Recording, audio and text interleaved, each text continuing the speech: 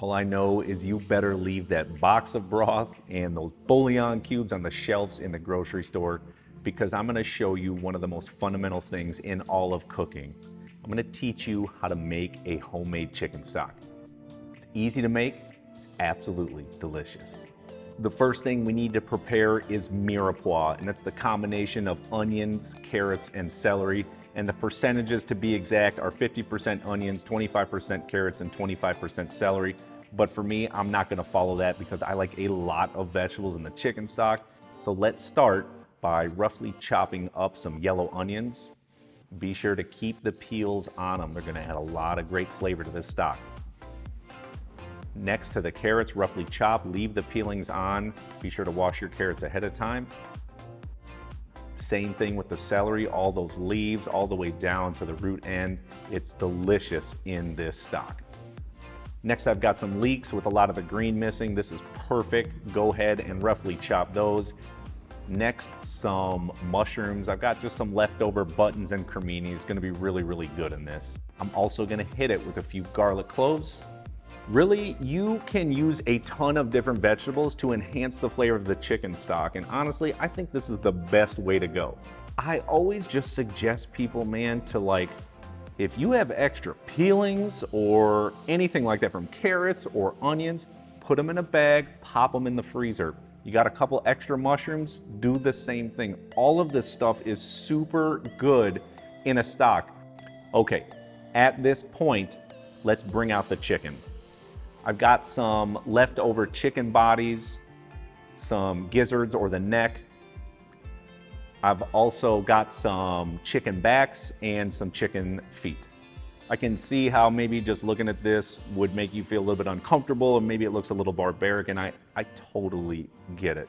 I think, as I think about this more, we're really desensitized that an animal did, lose its life. And for me to, I guess, honor that tradition is to use everything, Take those bones, make a stock from it. Nothing should go to waste. And that's how people used to live back in the day, how butchers still, operate now. And I think that's something that you can maybe think about just to, process. And so when you see this, it doesn't look so crazy the next time, but knowing that you're using every single piece of that animal and nothing's going to waste and you're still feeding your family. So now that you've got all of this stuff together, the prep is done and the chicken is ready. I've got it in 2 roasting pans, and I'm gonna sort of mix and match. So I'm gonna add vegetables to one, chicken to the other, sort of spread them all around. And comies, this is another tip for you.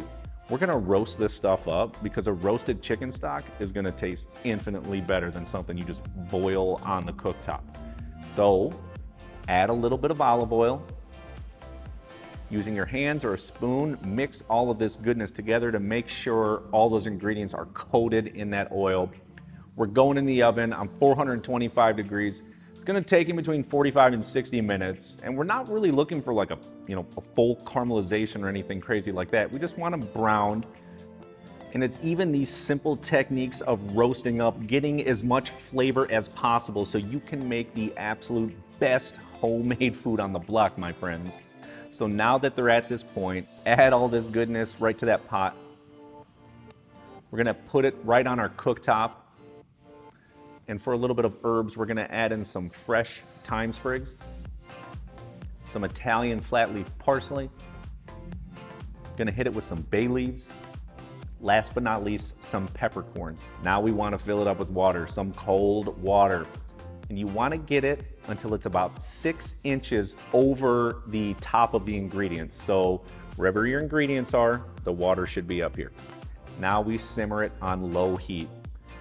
Chicken stock takes about 4 to 6 hours, and really the reason behind that time period is it's about as much flavor as you can extract from the chicken and the vegetables over that time period. You're not gonna get any more flavor for going 10 and 12. And every hour or so, you wanna come back and what we would say skim the scum. That's just taking a ladle, skimming off some of those impurities from the chicken bones and vegetables, and just discarding that stuff. And if you're curious what the perfect temperature is when you're making this chicken stock, in the most inappropriate way possible, my old chef used to say, I want to see it fart. I don't want this crazy rolling boil. The stock will get cloudy. You should never boil a stock or stir it, but it should have a couple little bubbles sort of popping up. And just to get things moving underneath, but not boiling. Again, that's really important. Do not boil a stock ever. And after that 4 to 6 hour mark, you can smell its richness. It's gonna be amazing.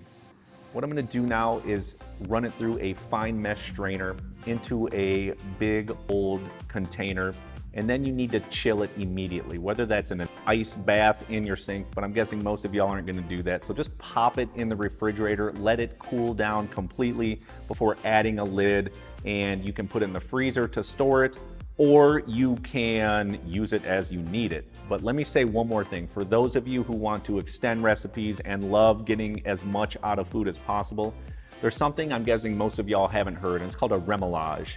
And this is a second wash over the bones and the vegetables.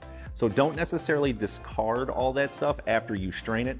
Put it back in the pot, fill it up with water 6 inches over the bones, and it's going right over that, that stuff you already used. But you'll get a little bit more chicken stock. It's not gonna be as concentrated in flavor or gelatinous like our chicken stock's gonna be.